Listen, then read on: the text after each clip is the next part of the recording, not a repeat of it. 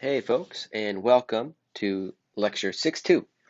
Here we're going to be looking at the rates of chemical reactions and things that influence the rates of chemical reactions. In the last section, we looked at the energy of chemical reactions. So, for example, recall that an exothermic reaction is one that gives off energy. An endothermic reaction is one that absorbs energy. So what is reaction rate? Well, anytime you see the word rate, it means the change in something over time. For example, your speed is a rate of distance traveled over time.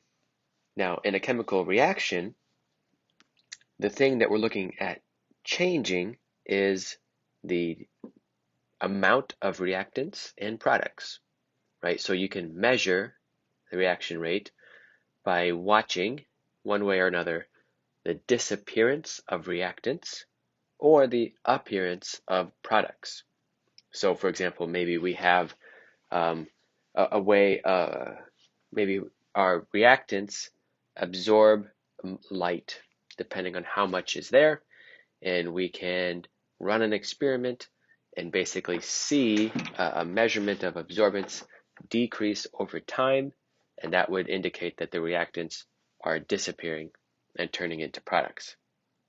So the details of how we might measure this are many, but we're really just interested in linking about big picture rate. So here is a energy diagram of an exothermic reaction, right? And it shows the reactants have higher energy than the products. And so to go from reactants to products, it goes down in energy. Recall that we have the reaction progress along the X bar, which just indicates the forward progress. Is not necessarily time or anything like that or space, just saying reading from left to right, right? Reactants turn into products. In this case, delta H is less than 0. Energy is released. So the question would be, does this reaction always occur? Right? Does it always proceed this way? Now it looks like you're going downhill, and you would expect maybe it does, but that's still a legitimate question to ask. And then the next one is, what influences if this reaction occurs? And related to rates now, how fast? So if this reaction proceeds, how fast does it proceed? And what determines how fast the reaction occurs? Right, so these are all scientific questions, and we can come up with hypotheses to test and try to make observations and determine answers to these questions. So without giving you the answers yet, I'm going to provide some observations, and we can see if we can come up with an answer for ourselves. So what I'm going to give you here in the next slide is an example of a chemical reaction, and we have N2 plus O2. So two simple diatomic molecules. When they react to form product, the product is 2 molecules of nitrogen monoxide. All right, and we're going to be looking at trying to find 2 factors that influence whether a collision will form into products. So what I have here is a case of 2 reactant molecules coming towards each other and forming product. And here we have 3 cases of reactants coming together and not forming product. So another thing to think about as we just kind of study this for a little while is that how does a reaction occur, right?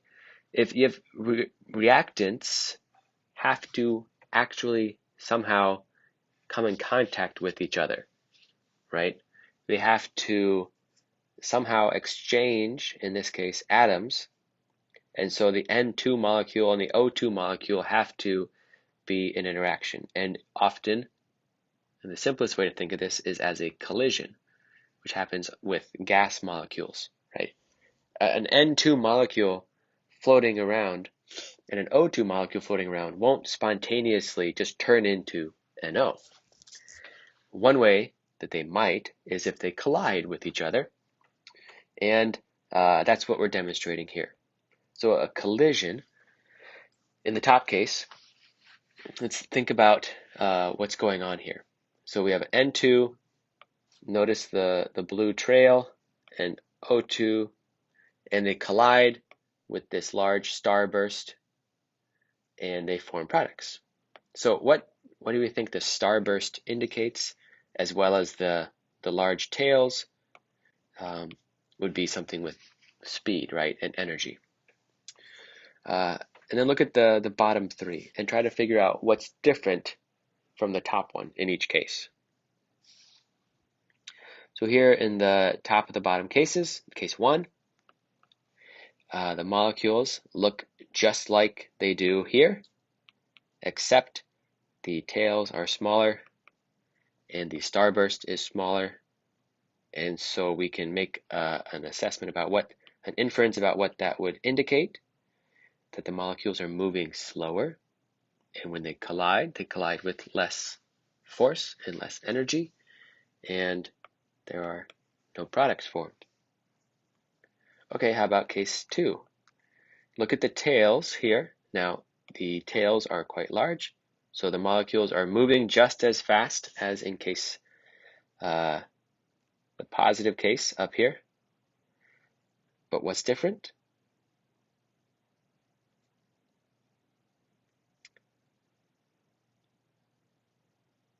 What is different? I'm pausing to let you think about this for yourself and come up with a word. And while you're thinking about that, maybe we'll look at number three, right? They're still moving just as fast.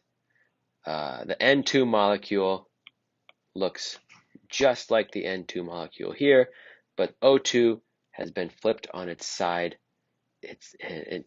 As we saw in this case, right? So in these two cases, there's something that we could say is wrong. So let's summarize this now. I'm intentionally trying not to say it, but let's say it now. Okay, so what two factors, or what's wrong here?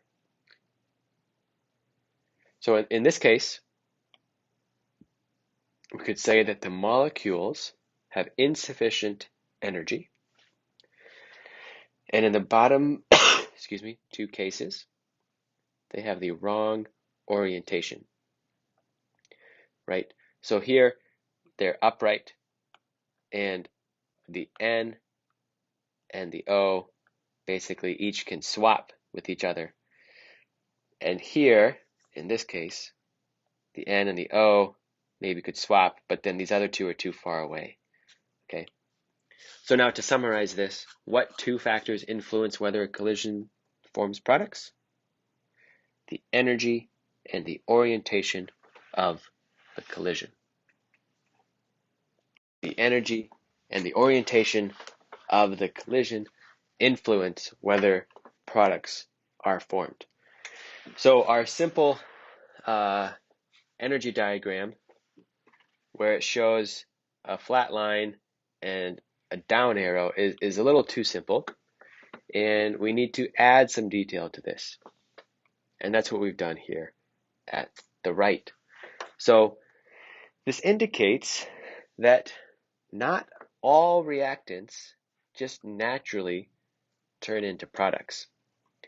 And we have now what we call the energy surface, the energy curve, which includes a bump that shows that the reactant molecules must have sufficient energy to overcome this bump and form products.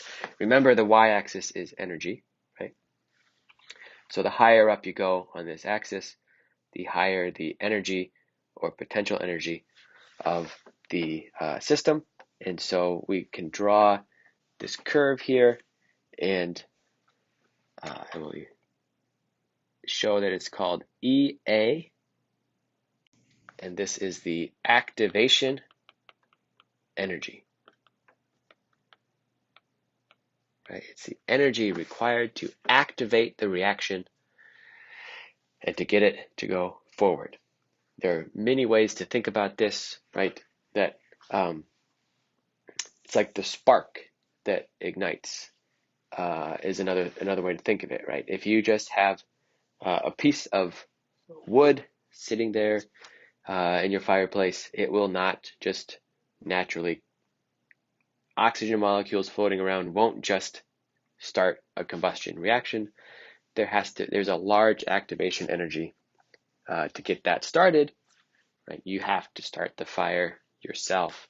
And then the heat that you produce would be enough to continue it going, but you have to start somehow. And that's the activation energy, which is crucially important to the rate of a chemical reaction. So let's pause here for part 1 and come back in part 2 to talk more about activation energy.